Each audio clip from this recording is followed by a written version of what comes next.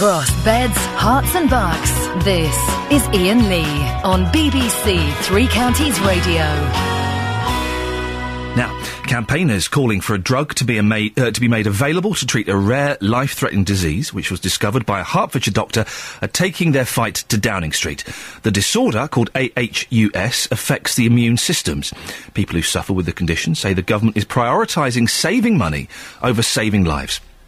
Well, Dr Paul Warwicker from Hertfordshire helped to uncover the disease and is a leading kidney specialist based at the Lister Hospital in Stevenage. Morning, Doctor. Morning. What is aHUS? Well, it's an extremely rare condition, but extremely serious. It strikes out of the blue.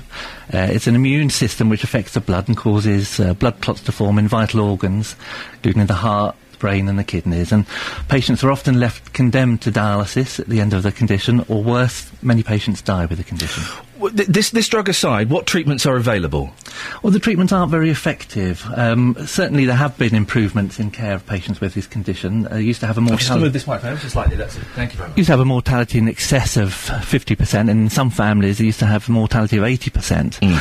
Now, most patients can be saved with the condition, but it still has a mortality of about 30-40%. The treatments are very invasive. They involve putting catheters into people's hearts, special types of treatment known as plasma exchange, which are particularly traumatic in young children and infants who are often affected with this condition. So what's this drug that you want to be made available?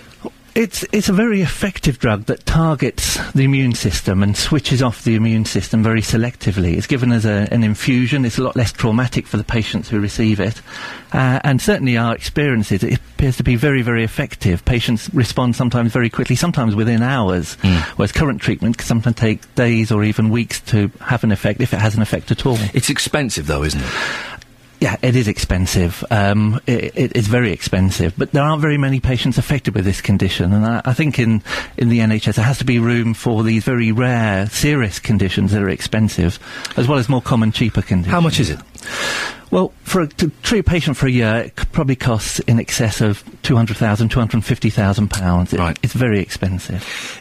With cuts being made everywhere, the NHS in particular, some people might argue, well, if it's such a rare condition, that's a lot of money to spend per year on a few patients. I do understand that. I do understand that argument, and certainly in a cash-strapped economy, we're not naive, but it's such a serious condition. It affects young people, and patients often die with this condition, and this is a very effective treatment. It's much more effective than the treatment we have at the moment. It's the only licensed treatment for this condition, and we'd certainly encourage the government to reconsider their decision. OK, Dr. Stay here, so we're going to speak now to Emma Woodward. Morning, Emma. Morning. Emma, you've got this condition, haven't you? I do, yes. When did you find out you had it? When I was at university, I was 22, and out of the blue I got very unwell, and within a few weeks I was in intensive care with heart and respiratory failure. What did you think was wrong initially? I just thought I had the flu like everybody else, like all my friends, but I just didn't seem to recover very well, and I had no idea that I had any kind of genetic problem that could lead to this. And can I ask, how old are you now? I'm 38. OK, so you've had it for a while. How does it affect your life now? Well, I have to do dialysis now. I can't spend more than 2 days away from a dialysis machine. I have to be very careful about what I eat. I have to be very careful about how much I drink. I can't just go to the tap and get a drink of water, because you have to be so strict about the fluid that you take in. Well, in what way strict? The amount of fluid or where it comes from? I'm supposed to only drink about 500 ml a day, which is the same size as a bottle of a small bottle of Coke. That on its very own would drive me mad. What do you do when you get thirsty?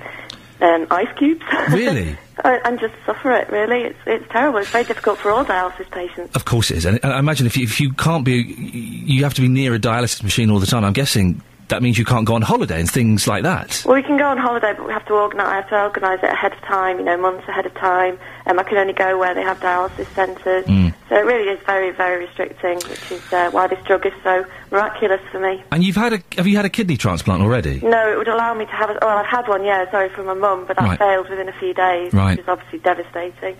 But this drug would allow me to have a successful transplant I was told in 2000 I would never be allowed to have another transplant because it would inevitably fail. And then a few years ago they gave me the hope of this drug and the possibility of a successful transplant. So, Doctor, how would this drug affect Emma's life and change her life? Well, Emma's condition is a classical example of this condition. Once you're on dialysis, the disease does recur in transplants, and it can often come back very quickly, sometimes within a matter of a few days. This drug will enable Emma to have a transplant, reduce the risk of the disease coming back in the transplant. It would certainly make it a lot safer. And as things stand, it would be far too risky to put her through this procedure. Emma, you obviously want this drug available. What do you think of the decision not to release it? Well, we deplore the decision, or I deplore the decision to not release it. I can't believe that the government expects us to go through a repeat process to try and get this drug. It's devastating for me and all the patients that I know. Doctor, what have the government said about this? What is their official position on this drug? Unfortunately, they've rejected the advice of their own advisory group, and they've referred it back to NICE. The problem is that the whole process is changing on April the 1st. It's going to introduce delays into the system. There's no guarantee it'll be approved, and patients like Emma are going to have to carry on waiting for even longer. And what reasons have they given for not approving? Is it financial? Is it because they don't think the tests are thorough enough? It's affordability, I think, it's a major factor. And Emma, how does that make you feel that your quality of life is down to costs? Well, no, you sort of see where money's being spent, and then it makes you feel slightly worthless, to be honest. You expect your government to show you some compassion and people to show you some compassion and get you out of this situation. It feels terrible. Can I ask you a question? When there was a story last week that intrigued me, and I just want to get your reaction on it. It sounds like I'm going off on a tangent, but there is a reason. That the government are giving West Ham United, the football team, £60 million to buy the Olympic Stadium for them. Right. When you hear something like that, £60 million to a football team to buy a stadium, how does that make you feel? It's difficult because I know lots of cases of people whose lives could be transformed. I've heard of people who've died from this condition. Obviously it's very frustrating, and it makes me I get quite angry, to be honest. To be brutally honest. Doctor, is there any hope for the government might change their mind? Well, we're going to keep pressing the government to try and reconsider this decision. Many of my clinical colleagues believe this is a very effective drug and make a big difference to patients' lives, and we hope the government reconsider. OK, listen, thank you very much, Dr Paul Warwicker, for coming on. Emma, thank you very much. Thank you. Best of luck. Thank you very much indeed. OK. 08459 455 555. It does strike me as amazing that the government can give £60 million to West Ham United so they can buy a stadium. They can buy a stadium.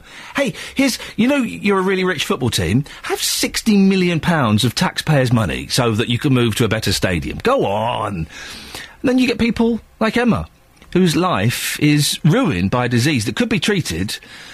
But the government, we haven't got enough money, I'm afraid. No, we really haven't got enough money to help out. Good luck.